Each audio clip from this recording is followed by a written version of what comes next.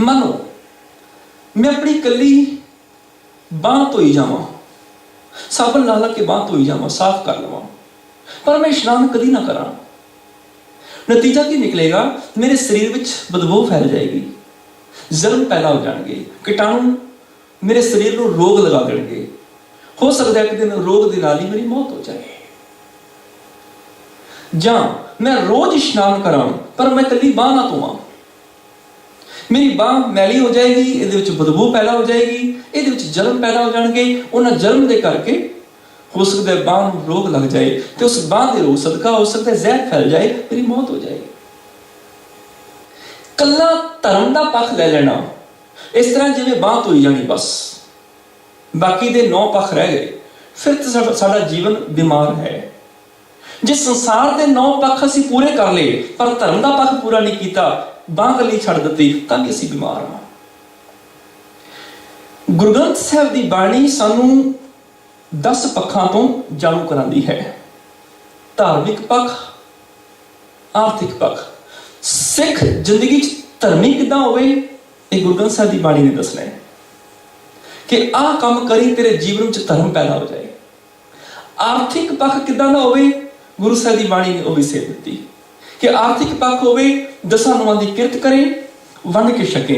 दुनिया में जिउंदियां होया जदों 10 अनुआं की किरत करेगा तो किरत करने वाला भुखा नहीं मरदा, जदों वंड के छकेगा उदों फिर गरीब का हक नहीं मार सकेगा, बल्कि वंड छकन दे नाल तेरे अंदर भरातरी भाव पैदा होएगा। समाजिक पक्ष गुरबाणी ने दसिया, समाजिक तौर पर असीं किवें रहना है। रब पिता है, असीं सारे उहदे बच्चे हाँ, एक पिता एक इसके हम बारक। राजनीतिक पक्ष किदां दा होवे, राजे चुली नियाम की, राजनीतिक तौर पर इंसाफ मिले, हर एक को इंसाफ मिलना चाहिए है। परिवारक पक्ष किस तरह का होवे, असीं अपने माता पिता नाल किवें रहना है, असीं अपने बच्चों नाल किवें रहना है, असीं अपने बुजुर्गों के नाल किवें डील करना है, असीं अपने आंढ गुआंढ नाल किवें डील करना है, साडा व्यवहारिक पक्ष किदां दा होवे, साडा बिहेवियर किस तरह का होवे। सरीरक तौर पर सिख किदां दा होना चाहिए, तंदुरुस्त होवे, सरीरक तौर पर उद्यमी होवे, सरीरक तौर पर वह तंदुरुस्त होना चाहिए, अरोग होना चाहिए है। बौद्धिक तौर पर सुचेत होना चाहिए है, दूर की सोच के, बेलंबी नजर निहाली है, दूर की सोच के फैसले करने वाला होवे। मानसिक तौर पर किदां दा होवे, मानसिक तौर पर उस सरबत का भला चाहता होवे। आत्मिक तौर पर उस सारियां विचों हर आत्मा चो राम देखदा होवे, हर आत्म राम पसारिया स्वामी सर्व दया भरपूर। सतगुरु गुरु नानक पातशाह कहने लगे भी जोगी का धर्म मान लिया गया कि तू ज्ञान इकट्ठा करना है, ब्राह्मण का धर्म मान लिया गया, ब्राह्मण का फर्ज की है तू ग्रंथ पढ़ने ने, खतरी का फर्ज यह है कि तू सूरमताई दिखानी है, शूद्र का फर्ज यह मान लिया गया कि तू अपने तो उपरले वर्गां की सेवा करनी है। देखो सतगुरु पातशाह ने बाणी च कह दिता, योग शब्दं, ज्ञान शब्दं, वेद शब्दं ब्राह्मण है, खत्री शब्दं, सूर शब्दं, शूद्र शब्दं प्राकृत है, सर्व शब्दं एक शब्दं जे को जाने पियो। पर सतगुरु पातशाह कहने लगे ऊपर ये गलत नहीं, सारी मनुखता का इको ही शब्द मैंने धर्म है, इको ही फर्ज है।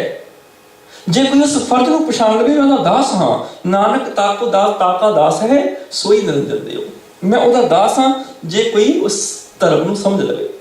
वो धर्म केड़ा है, एको धर्म दृढ़ है सच, कोई सच नूं दृढ़ कर लवे जिंदगी च, यही धर्म है। सच नूं दृढ़ कर लेना धर्म है। तो जो सच नूं दृढ़ करोगे उदों तुहानूं मापिया के प्रति भी सच्चा होना पएगा, बच्चों वालों भी सच्चा होना पएगा, आंढ गुआंढ वालों भी सच्चा होना पएगा, दुश्मन के नाल भी तुहानूं सच्चा होना पएगा। उदों राजनीतिक आर्थिक समाजिक व्यवहारिक तौर पर तुहानूं सच्चा बनना पएगा। एको धर्म दृढ़ है सच कोई, गुरमुत जुग जुग पूरा होई, यही एक धर्म है कोई सच नूं दृढ़ कर लवे। ऐसे की लेके आए हैं, साडा जवाब होएगा कि नांगे आवन नांगे जाना, खाली हाथ आए खाली हाथ चले जावांगे। खाली हाथ इस धरती ते आए सी, पर इस धरती ते आके अकाल पुरख ने सानू की कुछ दिता, रब ने की दिता। सब तो पहला ते सानू जीवन मिलिया, जदों धरती ते आए शरीर मिलिया, देखण नूं अखां, सुणन नूं कान, बोलण नूं जुबान मिली, माता पिता मिले, भैन भरा मिले, माँ प्यो ने साडी संभाल की, भैणा भरावां ने सानू खिडाया, ਖਾਣ ਲਈ ਭੋਜਨ ਮਿਲਿਆ, ਪਹਿਨਣ ਲਈ ਵਸਤਰ ਮਿਲੇ, ਰਹਿਣ ਲਈ ਘਰ ਮਿਲਿਆ। ਦੇਖੋ ਧਰਤੀ ਤੇ ਖਾਲੀ ਹੱਥ ਆਏ ਸਾਂ, ਅਸਹਾਏ ਸਾਂ, ਅਸਮਰਥ ਸਾਂ, ਪਰ ਪਰਿਵਾਰ ਨੇ, ਸਮਾਜ ਨੇ ਸਾਡੀ ਸੰਭਾਲ ਕੀਤੀ। ਸਾਨੂੰ ਆਂਦਿਆਂ ਸਾਰ ਧਰਤੀ ਤੇ ਬਹੁਤ ਕੁਝ ਮਿਲ ਗਿਆ ਜਿਹੜਾ ਸੋਚਿਆ ਵੀ ਨਹੀਂ ਸੀ। ਕੀ ਕੁਝ ਮਿਲਿਆ? ਪਵਨ ਗੁਰੂ, ਪਾਣੀ ਪਿਤਾ, ਮਾਤਾ ਧਰਤ ਮਹਤ। ਸਰੀਰ ਦਾ ਗੁਰੂ ਪਵਨ ਹੈ, ਹਵਾ ਦੇ ਨਾਲ ਸਾਡਾ ਸਰੀਰ ਚੱਲ ਰਿਹਾ ਹੈ। ਪਾਣੀ ਸਾਡਾ ਪਿਤਾ ਹੈ, ਪਾਣੀ ਦੀ ਬੂੰਦ ਤੋਂ ਸਾਡੀ ਪੈਦਾਇਸ਼ ਹੋਈ। ਧਰਤੀ ਨੇ ਸਾਨੂੰ ਆਪਣੀ ਗੋਦ ਵਿੱਚ ਰੱਖਿਆ ਹੋਇਆ ਹੈ। ਦਿਨ ਰਾਤ ਸਾਨੂੰ ਖਿਡਾ ਰਹੇ ਨੇ, ਦਿਵਸ ਰਾਤ ਦੋਇ ਦਾਈ ਦਾਇਆ ਖਿਲੇ ਸਰਜ। ਬੰਦਾ ਕਿਤੇ ਬੋਰ ਨਾ ਹੋ ਜਾਏ। 6 ਰੁੱਤਾਂ ਦੇ ਦਿੱਤੀਆਂ, ਕਿਤੇ ਸਰਦੀ, ਕਿਤੇ ਗਰਮੀ, ਕਿਤੇ ਵਰਖਾ, ਕਿਤੇ ਪਤਝੜ, ਕਿਤੇ ਬਸੰਤ, ਕਿਤੇ ਬਹਾਰ। ਰਾਤੀ ਰੁੱਤੀ ਥਿੱਤੀ ਵਾਰ, ਪਵਨ, ਪਾਣੀ, ਅਗਨੀ, ਪਾਤਾਲ। ਇਥੋਂ ਹਵਾ ਮਿਲੀ ਸਾਨੂੰ, ਪਾਣੀ ਮਿਲਿਆ ਧਰਤੀ ਤੋਂ, ਅੱਗ ਮਿਲੀ। ਤਿਸ ਵਿੱਚ ਧਰਤੀ ਥਾਪ ਰੱਖੀ ਧਰਮਸਾਲ। ਹੁਣ ਧਰਤੀ ਨੂੰ ਰੱਬ ਨੇ ਧਰਮਸਾਲਾ ਬਣਾ ਦਿੱਤਾ ਕਿ ਇਹ ਧਰਤੀ ਤੇ ਤੂੰ ਧਰਮ ਕਮਾਉਣਾ ਆ ਕੇ। ਇੱਥੇ ਅਨੇਕਾਂ ਤਰ੍ਹਾਂ ਦੇ ਜੀਵ ਜੰਤੂ ਨੇ, ਅਨੇਕਾਂ ਤਰ੍ਹਾਂ ਦੇ। ਤਿਸ ਵਿੱਚ ਜੀ ਜੁਗਤ ਕੇ ਰੰਗ, ਤਿਨਕੇ ਨਾਮ ਅਨੇਕ ਅਨੰਤ। ਅਨੇਕਾਂ ਕਿਸਮਾਂ ਦੇ ਇੱਥੇ ਜੀਵ ਨੇ। ਮਨੁੱਖਾਂ ਦੀਆਂ ਸੈਂਕੜੇ ਕਿਸਮਾਂ ਨੇ। ਸਾਡਾ ਚਿਹਰਾ ਚੀਨੀਆਂ ਨਾਲ ਨਹੀਂ ਰਲਦਾ, ਚੀਨੀਆਂ ਦਾ ਅਫਰੀਕੀਆਂ ਨਾਲ ਨਹੀਂ ਰਲਦਾ, ਅਫਰੀਕੀਆਂ ਦਾ ਅਮਰੀਕੀਆਂ ਨਾਲ ਨਹੀਂ ਰਲਦਾ। ਸਾਰਿਆਂ ਦੇ ਆਪੋ ਆਪਣੇ ਚਿਹਰੇ ਹੈਗੇ ਨੇ, ਉਹਨਾਂ ਦੇ ਨਾਮ ਵੱਖੋ ਵੱਖਰੇ ਨੇ, ਭਾਸ਼ਾ ਦੇ ਮੁਤਾਬਕ, ਆਪਣੇ ਧਰਮ ਦੇ ਮੁਤਾਬਕ। ਤਿਨਕੇ ਨਾਮ ਅਨੇਕ ਅਨੰਤ। ਪਰ ਸਾਰੀ ਦੁਨੀਆ ਦੇ ਜੀਵਨ ਦੇ ਵਿੱਚ ਇੱਕ ਗੱਲ ਬੜੀ ਸਾਂਝੀ ਹੈ। ਉਹ ਕਿਹੜੀ ਸਾਂਝੀ ਹੈ? ਉਹ ਹੈ ਕਰਮੀ ਕਰਮੀ ਹੋਏ ਵਿਚਾਰ। ਕਰਮਾਂ ਦੀ ਵਿਚਾਰ ਸਭ ਤੇ ਹੈ। ਜਿਹੋ ਜਿਹੇ ਕਰਮ ਨੇ ਉਹ ਜਿਹਾ ਫਲ ਹਰ ਇੱਕ ਨੂੰ ਹੈ। ਇਹ ਗੱਲ ਬੜੀ ਸਾਂਝੀ ਹੈ। ਔਰ ਅਗਲੇ ਨੂੰ ਦੇਖੋ, ਧਰਤੀ ਤੋਂ ਸਾਨੂੰ ਬਹੁਤ ਕੁਝ ਮਿਲਿਆ, ਬਦਲੇ 'ਚ ਅਸੀਂ ਧਰਤੀ ਨੂੰ ਕੀ ਦੇ ਰਹੇ ਹਾਂ ਕਿ ਧਰਤੀ ਖੂਬਸੂਰਤ ਬਣ ਜਾਏ? ਅਸੀਂ ਇਸ ਦੁਨੀਆ ਨੂੰ ਕੀ ਦਿੱਤਾ? ਅਸੀਂ, ਦੁਨੀਆ ਨੇ ਸਾਨੂੰ ਬਹੁਤ ਕੁਝ ਦਿੱਤਾ। ਸਮਾਜ ਨੇ ਮਾਤਾ ਪਿਤਾ ਦਿੱਤੇ, ਭੈਣ ਭਰਾ ਦਿੱਤੇ, ਖਾਣ ਪੀਣ ਭੋਜਨ ਦਿੱਤਾ, ਪਹਿਨਣ ਲਈ ਵਸਤਰ ਦਿੱਤੇ, ਸਭ ਕੁਝ ਦਿੱਤਾ। ਪਰ ਬਦਲੇ ਵਿੱਚ ਅਸੀਂ ਦੁਨੀਆ ਨੂੰ ਕੀ ਦਿੱਤਾ? ਕ੍ਰੋਧ ਦਿੱਤਾ। ਬਦਲੇ ਵਿੱਚ ਅਸੀਂ ਸੰਸਾਰ ਨੂੰ ਨਿੰਦਿਆ ਚੁਗਲੀ ਦਿੱਤੀ। ਜਿੱਥੇ ਬਹਿ ਕੇ ਕਿਸੇ ਬਾਰੇ ਬੁਰਾ ਬੋਲਣ ਲੱਗ ਗਏ। ਬਦਲੇ ਵਿੱਚ ਅਸੀਂ ਈਰਖਾ ਦਿੱਤੀ, ਕਿਸੇ ਨਾਲ ਨਫ਼ਰਤ ਕਰਨ ਲੱਗ ਗਏ। ਸਮਾਜ ਵਿੱਚ ਅਸੀਂ ਬੇਈਮਾਨੀ ਦਿੱਤੀ, ਸਮਾਜ ਨੂੰ ਅਸੀਂ ਪਾਪ ਦਿੱਤੇ। ਬਦਲੇ ਵਿੱਚ ਅਸੀਂ ਕੀ ਦਿੱਤਾ? ਕ੍ਰੋਧ, ਨਿੰਦਾ, ਈਰਖਾ, ਨਫ਼ਰਤ, ਪਾਪ, ਇਹ ਚੀਜ਼ਾਂ ਦਿੱਤੀਆਂ। ਜੇ ਅਸੀਂ ਚੰਗੇ ਹਾਂ ਫਿਰ ਅਸੀਂ ਕੀ ਦਿੱਤਾ? ਫਿਰ ਅਸੀਂ ਪਿਆਰ ਦਿੱਤਾ, ਨਿਮਰਤਾ ਦਿੱਤੀ, ਸ਼ਾਂਤੀ ਦਿੱਤੀ, ਇਮਾਨਦਾਰੀ ਦਿੱਤੀ, ਆਨੰਦ ਦਿੱਤਾ। ਅਸੀਂ ਕੀ ਦਿੱਤਾ? ਦੁਨੀਆ ਨੇ ਸਾਨੂੰ ਬਹੁਤ ਕੁਝ ਦਿੱਤਾ, ਬਦਲੇ 'ਚ ਇਸ ਸਰੀਰ ਨੇ ਦੁਨੀਆ ਨੂੰ ਕੀ ਦਿੱਤਾ? ਹੁਣ ਇਹ ਸਾਨੂੰ ਆਪ ਪੜਚੋਲ ਕਰਨੀ ਪਏਗੀ। ਉੱਪਰਲੀ ਲਾਈਨ ਅਸੀਂ ਦਿੱਤੀ ਕਿ ਹੇਠਲੀ ਲਾਈਨ ਅਸੀਂ ਦਿੱਤੀ? 2 ਲਾਈਨਾਂ ਨੇ ਸਾਡੇ ਸਾਹਮਣੇ। ਫਿਰ ਅਸੀਂ ਇੱਕ ਗੱਲ ਕਹਿੰਦੇ ਹੁੰਦੇ ਆ, ਦੇਖੋ ਜੀ ਦੁਨੀਆ ਹੈ ਹੀ ਬੜੀ ਕਰਪਟ। ਲੋਕੀ ਕ੍ਰੋਧ ਕਰ ਰਹੇ ਨੇ, ਨਿੰਦਿਆ ਚੁਗਲੀ ਕਰ ਰਹੇ ਨੇ, ਨਫ਼ਰਤ ਈਰਖਾ ਕਰ ਰਹੇ ਨੇ। ਅਸੀਂ ਚੰਗੇ ਕਿਵੇਂ ਬਣ ਜਾਈਏ? ਜਾਂ ਤੇ ਕੋਈ ਚੰਗਾ ਸਾਨੂੰ ਗੁਰਸਿੱਖ ਮਿਲਣਾ ਹੀ ਨਹੀਂ ਹੈ। ਚੰਗਾ ਗੁਰਸਿੱਖ ਹੋਵੇ ਜਿਹਦੇ ਵੱਲ ਦੇਖ ਕੇ ਅਸੀਂ ਜੀਵਨ ਜਾਚ ਸਿੱਖ ਲਈਏ। ਕੋਈ ਚੰਗਾ ਸਿੱਖ ਨਜ਼ਰ ਨਹੀਂ ਆ ਰਿਹਾ, ਜਿਹੜਾ ਇਮਾਨਦਾਰ ਹੋਵੇ, ਸੱਚਾ ਹੋਵੇ, ਜਿਹੜਾ ਸੱਚਮੁੱਚ ਮਿੱਠੀ ਬੋਲੀ ਬੋਲਦਾ ਹੋਵੇ, ਜਿਹਦੇ ਅੰਦਰ ਪਿਆਰ ਹੋਵੇ, ਧੀਰਜ ਹੋਵੇ, ਨਿਮਰਤਾ ਹੋਵੇ, ਸ਼ਾਂਤੀ ਹੋਵੇ। ਸਾਨੂੰ ਜੀ ਮਿਲਿਆ ਨਹੀਂ ਹੈ।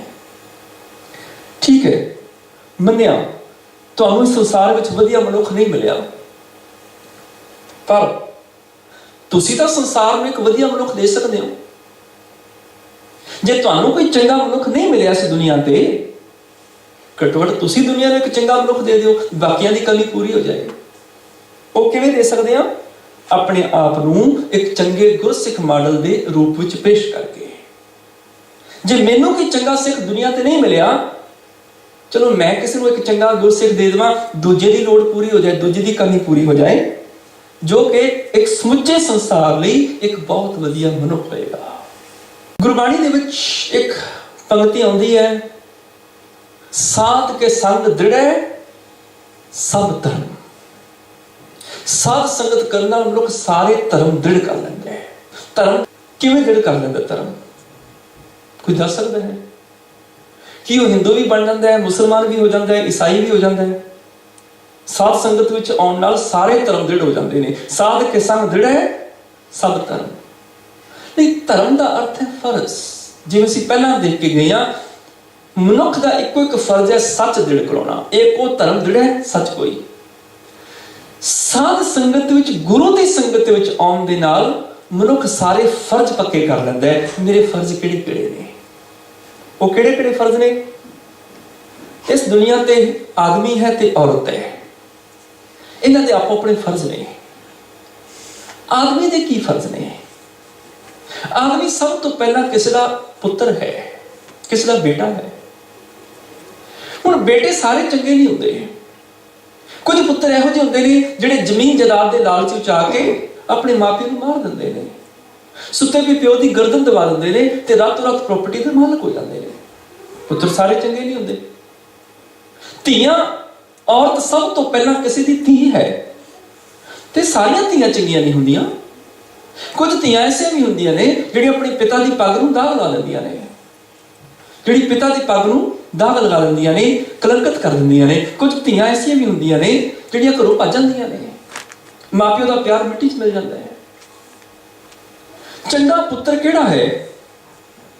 ਗੁਰੂ ਅਰਜਨ ਦੇਵ ਪਾਤਸ਼ਾਹ ਦੇ ਚੰਗੇ ਪੁੱਤਰ ਨੇ। ਇਤਿਹਾਸ ਵਿੱਚ ਸਾਡੇ ਕੋਲ ਉਦਾਹਰਣ ਹੈ। ਗੁਰੂ ਰਾਮਦਾਸ ਪਾਤਸ਼ਾਹ ਵੱਡੇ ਪੁੱਤਰਾਂ ਨੂੰ ਕਹਿੰਦੇ ਨੇ ਲਾਹੌਰ ਜਾਓ, ਉਹ ਮੁਨਕਰ ਹੋ ਜਾਂਦੇ ਨੇ। ਜਦੋਂ ਛੋਟੇ ਸਾਹਿਬਜ਼ਾਦੇ ਅਰਜਨ ਸਾਹਿਬ ਜੀ ਨੂੰ ਕਹਿੰਦੇ ਨੇ, ਅੱਜ ਸਾਹਿਬਜ਼ਾਦੇ ਨੇ, ਲਾਹੌਰ ਜਾਓ, ਉਹ ਆਖਦੇ ਨੇ 7 ਬਚਨ। ਚੰਗਾ ਪੁੱਤਰ ਕਿੱਦਾਂ ਦਾ ਹੋਵੇ? ਗੁਰੂ ਅਰਜਨ ਦੇਵ ਪਾਤਸ਼ਾਹ ਵਰਗਾ ਹੋਵੇ। ਧੀ ਦੀ ਇੱਕ ਕੁਆਲਿਟੀ ਹੈ, ਸਾਰੀਆਂ ਧੀਆਂ ਚੰਗੀਆਂ ਨਹੀਂ ਹੁੰਦੀਆਂ। ਕੁਝ ਧੀਆਂ ਪਰਿਵਾਰ ਨੂੰ ਕਲੰਕਿਤ ਕਰ ਜਾਂਦੀਆਂ ਨੇ, ਪਰਿਵਾਰ ਦੀ ਇੱਜ਼ਤ, ਖਾਨਦਾਨ ਨੂੰ ਮਿੱਟੀ 'ਚ ਡੁਬੋ ਜਾਂਦੀਆਂ ਨੇ, ਮਿੱਟੀ 'ਚ ਮਿਲਾ ਦਿੰਦੀਆਂ ਨੇ। ਪਰ ਧੀ ਦੀ ਕੁਆਲਿਟੀ ਕੀ ਹੈ? ਸਾਡੇ ਇਤਿਹਾਸ ਵਿੱਚ ਹੈ, ਧੀ ਹੋਵੇ ਬੀਬੀ ਭਾਨੀ ਵਰਗੀ, ਜਿਹੜੀ ਆਪਣੇ ਪਿਤਾ ਗੁਰੂ ਅਮਰਦਾਸ ਸਾਹਿਬ ਨੂੰ ਕਹਿ ਰਹੀ ਹੈ, ਸਤਿਗੁਰੂ ਪਿਤਾ ਜੀ ਮੈਨੂੰ ਗੁਣਾਂ ਦਾ ਦਾਜ ਦੇ ਦਿਓ, ਗੁਣ ਦੇ ਦਿਓ, ਮੈਂ ਆਪਣੇ ਸਹੁਰੇ ਘਰ ਜਾ ਕੇ ਸੁਖੀ ਬਸਾਂ। ਆਦਮੀ ਕਿਸੇ ਦਾ ਬੇਟਾ ਹੈ ਸਭ ਤੋਂ ਪਹਿਲਾਂ, ਔਰਤ ਸਭ ਤੋਂ ਪਹਿਲਾਂ ਕਿਸੇ ਦੀ ਧੀ ਹੈ, ਬੇਟੀ ਹੈ। ਫਿਰ ਆਦਮੀ ਕਿਸੇ ਦਾ ਭਰਾ ਹੈ, ਔਰਤ ਕਿਸੇ ਦੀ ਭੈਣ ਹੈ। ਭਰਾ ਸਾਰੇ ਚੰਗੇ ਨਹੀਂ ਹੁੰਦੇ, ਭਰਾ ਭਰਾਵਾਂ ਦਾ ਕਤਲ ਕਰ ਦਿੰਦੇ ਨੇ। ਭੈਣਾਂ ਵੀ ਸਾਰੀਆਂ ਚੰਗੀਆਂ ਨਹੀਂ ਹੁੰਦੀਆਂ। ਭੈਣਾਂ ਆਪਣੇ ਭਰਾਵਾਂ ਤੱਕ ਨੂੰ ਮਾਰ ਦਿੰਦੀਆਂ ਨੇ, ਜਦਾਦ ਦੇ ਚੱਕਰ ਦੇ ਵਿੱਚ ਭਰਾਵਾਂ ਤੱਕ ਨੂੰ ਮਰਵਾ ਦਿੰਦੀਆਂ ਨੇ। ਹੁਣ ਭਰਾ ਹੋਵੇ ਗੁਰੂ ਅਰਜਨ ਦੇਵ ਪਾਤਸ਼ਾਹ ਵਰਗਾ ਹੋਵੇ ਕਿ ਪ੍ਰਿਥੀ ਚੰਦ ਨੇ ਗੁਰੂ ਅਰਜਨ ਦੇਵ ਪਾਤਸ਼ਾਹ ਦੇ ਸਿਰ ਦੀ ਪੱਗ ਨੂੰ ਹੱਥ ਪਾਇਆ ਤੇ ਗੁਰੂ ਅਰਜਨ ਦੇਵ ਪਾਤਸ਼ਾਹ ਨੇ ਆਪ ਹੀ ਪੱਗ ਦੇ ਦਿੱਤੀ। ਕਹਿਣ ਲੱਗੇ ਵੱਡੇ ਵੀਰ, ਪਤਾ ਨਹੀਂ ਸੀ ਤੁਹਾਡੀ ਦਸਤਾਰ ਹੈ, ਤੁਸੀਂ ਸਜਾ ਲਓ, ਮੈਨੂੰ ਨਿੱਕਾ ਵੀਰ ਸਮਝ ਕੇ ਮਾਫ ਕਰ ਦਿਓ। ਲਘੂ ਜਾਨ ਕਰ ਸ਼ੰਕ ਨਿਵਾਰੋ, ਲਿਹੋ ਪਾਗ ਸਿਰ ਉੱਪਰ ਤਾਰੋ, ਇਹ ਤੁਸੀਂ ਸਜਾ ਲਓ। ਭਰਾ ਹੋਵੇ ਗੁਰੂ ਅਰਜਨ ਦੇਵ ਪਾਤਸ਼ਾਹ ਵਰਗਾ ਹੋਵੇ। ਭੈਣਾਂ ਸਾਰੀਆਂ ਚੰਗੀਆਂ ਨਹੀਂ ਹੁੰਦੀਆਂ। ਭੈਣ ਦੀ ਇੱਕ ਕੁਆਲਿਟੀ ਹੈ, ਭੈਣ ਹੋਣ ਦਾ ਇੱਕ ਫਰਜ਼ ਹੈ। ਔਰਤ ਦਾ ਇੱਕ ਇਹ ਵੀ ਧਰਮ ਹੈ, ਉਹਨੇ ਭੈਣ ਕਿਸ ਤਰ੍ਹਾਂ ਦੀ ਹੋਣਾ ਹੈ। ਜੇ ਉਹਨੇ ਚੰਗੀ ਧੀ ਬਣਨਾ ਹੈ, ਉਹਨੇ ਚੰਗੀ ਭੈਣ ਵੀ ਬਣਨਾ ਹੈ। ਤੇ ਚੰਗੀ ਭੈਣ ਦੀ ਕੁਆਲਿਟੀ ਸਾਡੇ ਇਤਿਹਾਸ ਦੇ ਵਿੱਚ ਹੈ। ਕੋਈ ਦੱਸ ਸਕਦਾ ਕਿਹੜੀ ਭੈਣ ਹੈ ਇਤਿਹਾਸ ਦੇ ਵਿੱਚ? ਹਾਂ, ਬੇਬੇ ਨਾਨਕੀ। ਬਹੁਤ ਵਧੀਆ। ਬੇਬੇ ਨਾਨਕੀ ਉਹ ਭੈਣ ਹੈ ਜਿਹੜੀ ਆਖਦੀ ਹੈ ਆਪਣੇ ਪਿਤਾ ਨੂੰ, ਪਿਤਾ ਜੀ ਚਪੇੜ ਮਾਰਨੀ ਹੈ, ਮੇਰੇ ਮੂੰਹ ਤੇ ਮਾਰਨਾ, ਮੇਰੇ ਵੀਰ ਨੂੰ ਕੁਛ ਨਾ ਕਿਹੋ। ਭੈਣ ਹੋਵੇ ਬੇਬੇ ਨਾਨਕੀ ਵਰਗੀ, ਜਿਹੜੀ ਵੀਰ ਨੂੰ ਚਪੇੜ ਪੈਣ ਵਾਲੀ ਆਪਣੇ ਮੂੰਹ ਤੇ ਖਾ ਲਵੇ। ਇਹ ਕੁਆਲਿਟੀ ਭੈਣ ਦੀ। ਭੈਣ ਉਹ ਹੈ, ਵੀਰ ਨੂੰ ਨੌਕਰੀ ਦੀ ਲੋੜ ਹੈ ਤੇ ਭੈਣ ਸੁਲਤਾਨਪੁਰ ਮੋਦੀਖਾਨੇ ਤੇ ਨੌਕਰੀ ਲਵਾ ਰਹੀ ਹੈ। ਵੀਰ ਦਾ ਵਿਆਹ ਕਰਨਾ ਹੈ, ਭੈਣ ਰਿਸ਼ਤਾ ਲੈ ਕੇ ਆ ਰਹੀ ਹੈ, ਬੇਬੇ ਨਾਨਕੀ। ਇੱਥੋਂ ਤੱਕ ਜਦੋਂ ਗੁਰੂ ਨਾਨਕ ਪਾਤਸ਼ਾਹ ਵੇਚ ਗਏ, ਪੂਰੇ ਸੁਲਤਾਨਪੁਰ ਵਿੱਚ ਹਾਹਾਕਾਰ ਮਚ ਗਈ ਕਿ ਬਾਬਾ ਨਾਨਕ ਡੁੱਬ ਗਿਆ। ਪਰ ਇੱਕੋ ਭੈਣ ਸੀ ਜਿਹਦਾ ਵਿਸ਼ਵਾਸ ਸੀ। ਕਹਿਣ ਲੱਗੀ, ਉਹ ਲੋਕੋ, ਮੇਰਾ ਵੀਰ ਡੁੱਬਿਆ ਨੂੰ ਤਾਰਨ ਆਇਆ ਹੈ, ਵੇਚ ਦੀ ਕੀ ਮਜਾਲ ਮੇਰੇ ਵੀਰ ਨੂੰ ਡੁੱਬ ਦੇ। ਉਹ ਤਾਂ ਡੁੱਬਿਆ ਨੂੰ ਆਪ ਤਾਰਨ ਆਇਆ ਹੈ। ਇੱਕੋ ਭੈਣ ਨੂੰ ਵਿਸ਼ਵਾਸ ਸੀ ਬੇਬੇ ਨਾਨਕੀ ਨੂੰ ਕਿ ਮੇਰਾ ਵੀਰ ਡੁੱਬ ਨਹੀਂ ਸਕਦਾ। ਵੀਰ ਨੇ ਪ੍ਰਚਾਰ ਤੇ ਜਾਣਾ ਹੈ। ਭੈਣ ਪੱਲਿਓਂ ਮਾਇਆ ਦੇ ਕੇ ਰਬਾਬ ਖਰੀਦ ਕੇ ਦੇ ਰਹੀ ਹੈ ਭਾਈ ਮਰਦਾਨੇ ਨੂੰ। ਮਰਦਾਨਿਆ ਰਬਾਬ ਵਜਾਈ, ਮੇਰਾ ਵੀਰ ਕੀਰਤਨ ਕਰੇਗਾ। ਬੇਬੇ ਨਾਨਕੀ ਉਹ ਭੈਣ ਹੈ ਜਿਹਨੇ ਆਪਣੇ ਵੀਰ ਦੇ ਬੱਚਿਆਂ ਨੂੰ ਪਿੱਛੋਂ ਪਾਲਿਆ, ਆਪਣੇ ਭਤੀਜਿਆਂ ਨੂੰ, ਸ਼੍ਰੀ ਚੰਦ ਲਖਮੀ ਚੰਦ। ਵੀਰ ਤੁਸੀਂ ਜਾਓ ਪ੍ਰਚਾਰ ਲਈ, ਭਾਬੀ ਦੀ ਭਤੀਜਿਆਂ ਦੀ ਮੈਂ ਸੰਭਾਲ ਕਰਾਂਗੀ। ਭੈਣ ਹੋਵੇ ਬੇਬੇ ਨਾਨਕੀ ਵਰਗੀ। ਬੇਬੇ ਨਾਨਕੀ ਨੇ ਸਾਫ਼ ਕਹਿ ਦਿੱਤਾ ਸੀ, ਮੇਰਾ ਵੀਰ ਵੀਰ ਨਹੀਂ ਹੈ, ਮੇਰਾ ਵੀਰ ਪੀਰ ਹੈ, ਮੇਰਾ ਗੁਰੂ ਹੈ। ਇਸ ਕਰਕੇ ਗੁਰੂ ਨਾਨਕ ਦਾ ਜੇ ਕੋਈ ਪਹਿਲਾ ਸਿੱਖ ਮੰਨਿਆ ਜਾਏਗਾ, ਇਸਤਰੀ ਮੰਨੀ ਜਾਏਗੀ ਬੇਬੇ ਨਾਨਕੀ। ਬੋਲੇ ਸੋ ਨਿਹਾਲ। ਭਾਵੇਂ ਹਰ